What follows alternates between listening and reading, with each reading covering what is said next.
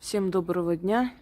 Итак, друзья мои, поскольку у меня нет сейчас времени добраться до алтаря,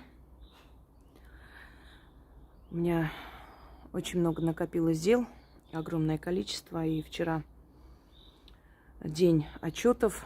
Я сейчас сижу, все это перебираю, ну и по консультации очень много нужно пока ответить. Да вообще много дел. Мне пока, честно говоря, просто не до алтаря.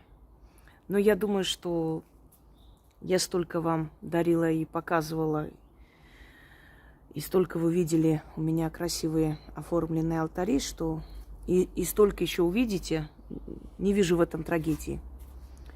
Вот покажу вам заодно эту красоту. Вот прям сижу, и напротив лес. 2 шага. Ну, 3. Смотрю на эту всю красоту, природный эфир,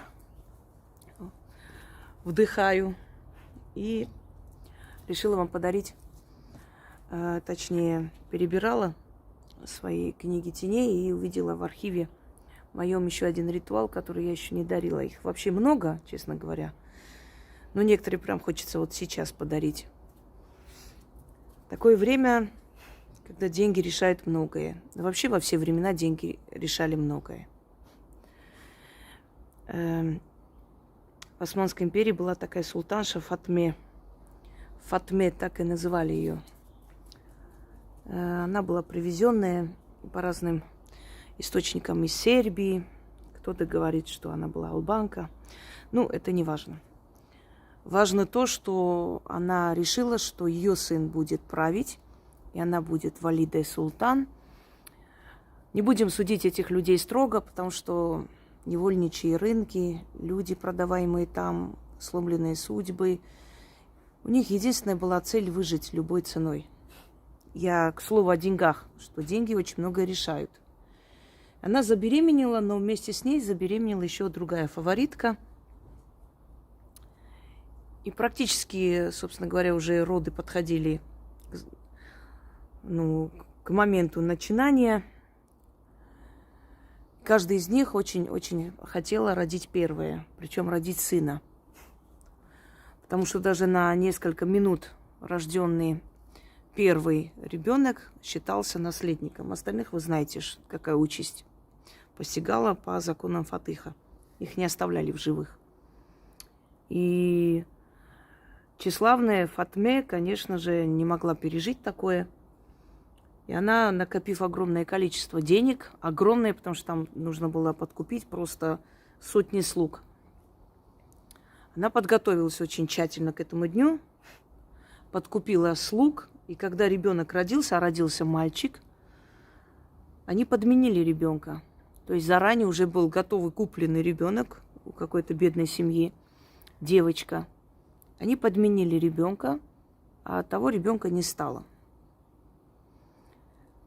И она родила сына, который стал наследником, и она, естественно, стала валидой султан. А об этом узнали только после смерти ее и смерти мужа. Это, к слову, о том, что деньги в нашем мире очень многое решают. Не было бы у нее денег, не смогла бы она ничего сделать и никого подкупить. Следовательно, не стала бы валидой султан, потом ее сына по закону Фатыха не стало бы. Хороший поступок или плохой мы судить не будем. Говорю еще раз, времена были очень страшные. Может, она этого ребенка куда-то отдала, просто от греха подальше сказала, якобы его уже нет. Кто его знает. Поэтому не будем судить эту женщину. Но скажем, что в этом мире даже правление султанов зависело от того, насколько их матери сильные, хитрые, умные и насколько у них много денег, чтобы подкупить стражников. Я к тому, что деньги нам всегда нужны. Если некоторым для злых умыслов. Вы знаете, злых, добрых, это так, условное разделение. Иногда кажется нам, что это зло, но потом оказывается, что это была замечательная вещь, очень даже добрая. Вот, например, в 2018 году, если бы в Армении разогнали тогда этот митинг жестко и жестоко, то сегодня мы бы не получили столько погубленных жизней, столько проданной родины. Вот. Было бы зло, может быть, но это зло было бы в добро. Поэтому судить не будем, где зло, где добро. Сейчас о деньгах речь. Итак, дорогие друзья, с медом связаны заговоры, ритуалы. Почему они такие рабочие и такие сильные? Мед собирается из сотни тысяч цветов, если не больше. Цветы, пыльца, они содержат в себе силу земли. Почему воском, выливает, почему восковые свечи имеют определенную силу, особенно черный воск? Потому что это все сила земли, энергия земли. То есть быстро распространяется, она быстро срабатывает, потому как в ней энергия земли. То есть она уходит, точно так же уходит в пространство. Усиливается, уходит в пространство и сбывается очень быстро. Кроме всего прочего, такой метод относится к деревенской магии, которая была самой сильной. И есть самой сильной. И очень многие мои работы, основа этих работ – деревенская магия. Это самое проверенное, действенное. Тысячелетиями ведьмы жили на природе, в селениях.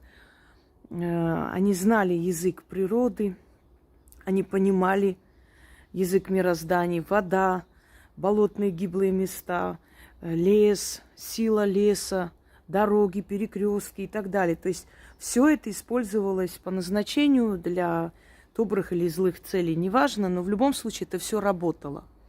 Итак, поскольку не всегда у людей есть время и возможность, например, подготовить алтарь, а алтарь иногда нужно делать... Не иногда, а часто нужно делать все-таки ритуалы, потому что ритуальная часть магии, она очень важна.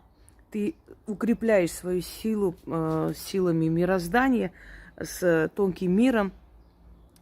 И в основном силы удачи любят, когда их принимают, их чествуют именно алтарями, жертвами, благодарностями и так далее. Это закрепляет просто твою связь.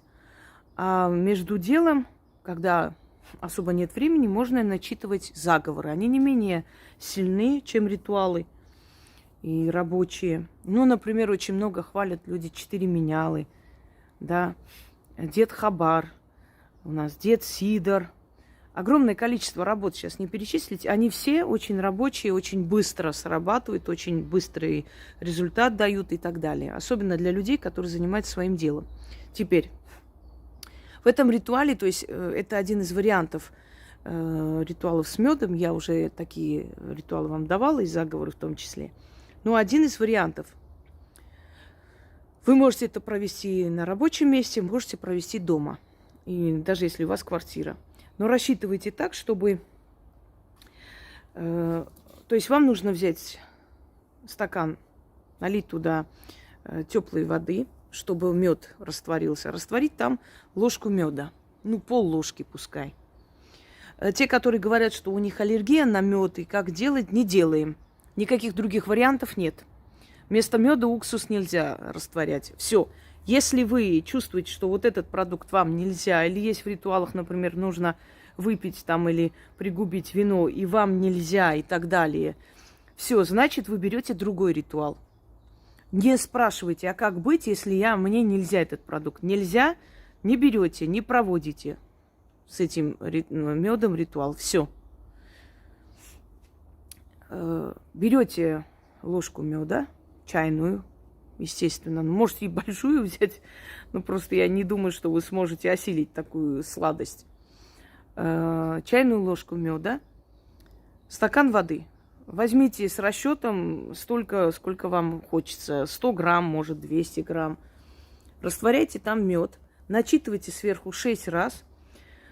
Пьете основную часть, этой сладкой воды. И малую часть выливайте за порог. Если у вас частный дом, за сейчас за ворота. Если у вас квартира, значит, открывайте двери, выливайте за порог. Ну, пускай там коврик постелите, чтобы на коврик это все вылилось, собственно говоря. И у вас от клиентов не будет отбоя. Ведьмы не называют людей клиентами, но поскольку я дарю ритуал для простых людей, то здесь называются клиенты. Ну, в принципе, если это прочитают ведьмы, естественно, у них точно так же придут люди, но не клиенты. Клиенты, у ведьм нет клиентов. Клиент от слова, знаете, клиент всегда прав, оказываем услуги, а мы услуги не оказываем, мы никому не служим. Мы помогаем, если хотим помочь. Мы не принадлежим никому, и в данном случае клиент никогда не может быть прав, потому что человек, приходящий к ведьме, знать не знает, как она будет колдовать, что она будет делать, чтобы указывать, как и что. Это не трусы покупать, которые тебе не понравились, цвет или там они некачественные, и ты их вернула. Понимаете? Вот о чем речь. Здесь немножко более такой тонкий мир, и никогда нельзя себя ставить на уровень, скажем, продавца или предлагателя каких-то услуг. Услуга – это слово «служить». Никто из ведьм никому никогда не служит, даже своим близким. Итак, начнем. Читается 6 раз. Я прочитаю несколько раз, вы читайте 6 раз.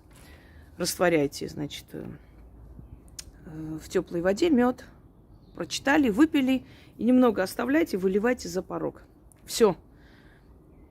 В магазине можете это сделать. Пришли на работу, вот от продаж зависит, значит, ваша зарплата. Или, может, вы сайтами занимаетесь, может, у вас, скажем, все в компьютере, да, у вас интернет-магазин или канал, вы через интернет продаете. Неважно. Начитайте и вылейте за порог. Точно так же. Я вам хочу сказать, что даже такое время, когда люди не могут там из других стран отправлять деньги, они найдут выход, отправят вам.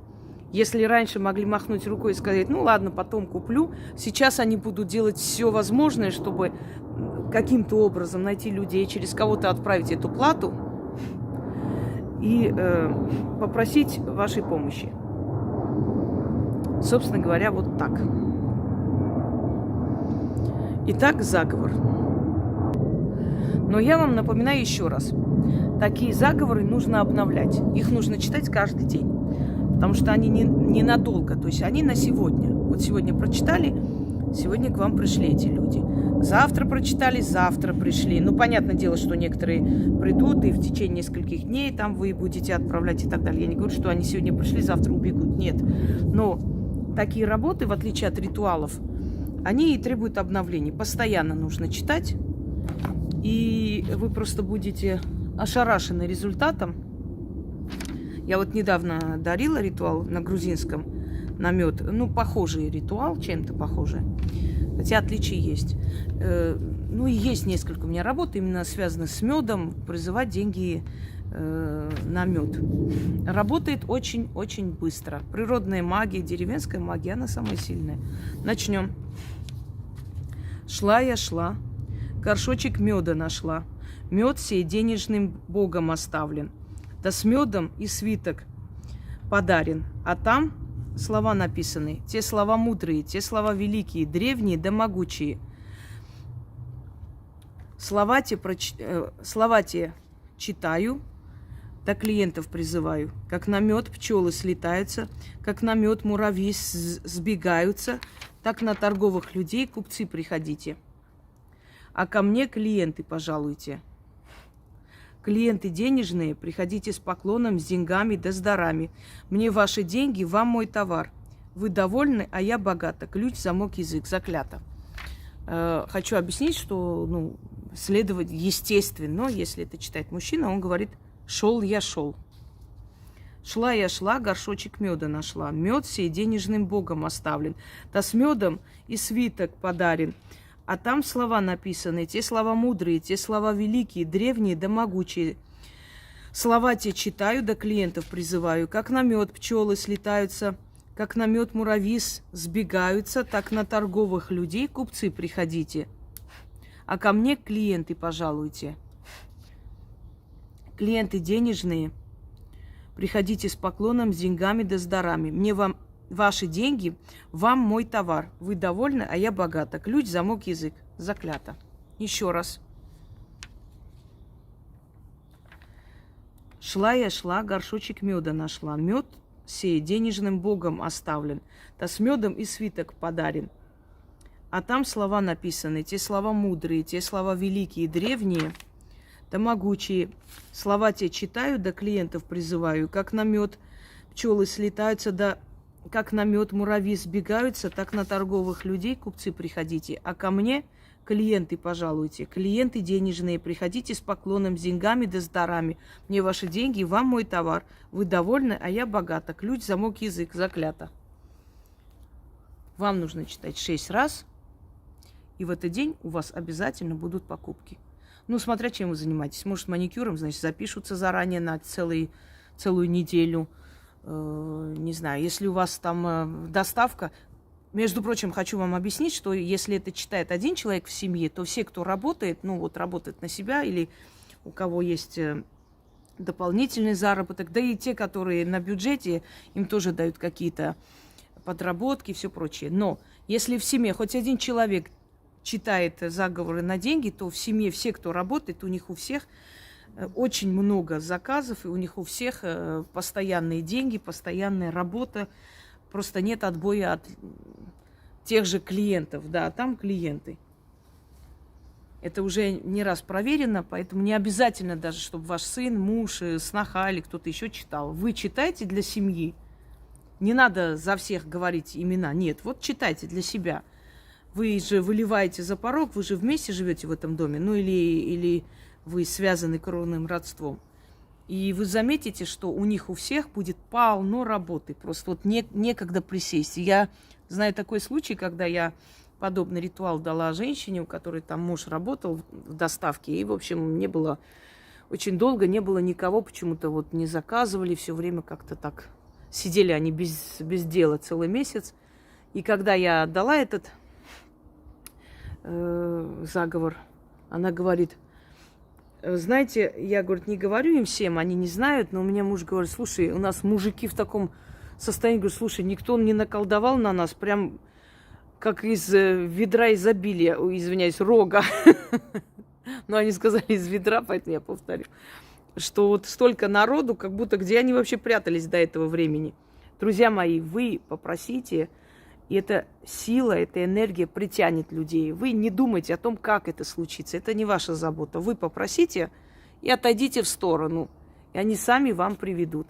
Вот вам еще одна работа, как я говорю, для ленивых. И очень быстро срабатывает.